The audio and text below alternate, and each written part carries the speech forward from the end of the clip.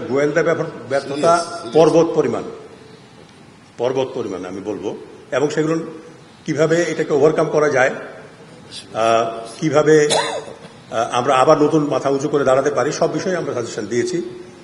রিফর্মের কথা বলেছি, বিজেপিতে বিভিন্ন জায়গায় বিভিন্নভাবে আমরা সেটা আলোচনা করেছি এবং আমাদের চূড়ান্ত প্রতিবেদনে আমরা সেটা তুলে ধরেছি।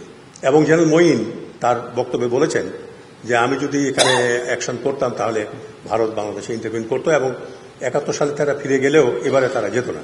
আমরা অনেক সুপারিশ করেছি, এই সুপারিশগুলো এই মুহূর্তে আপনাদেরকে এখন সংস্কারের জন্য সুপারিশ করেছি। এই মুহূর্তে তো এইভাবে হয়তো বলা সম্ভব হবে না আর কি।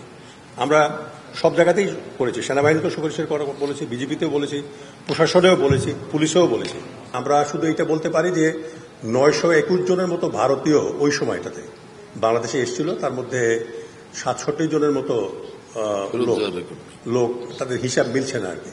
কেউ হয়তো ঢুকেছে কোন দিক দিয়ে, কিন্তু প্লেনে করে বের হয়ে চলে গেছে, আবার প্লেনে করে ঢুকেছে কোন দিক দিয়ে বের হয়ে গেছে এটা ঠিক বলা যাচ্ছে না।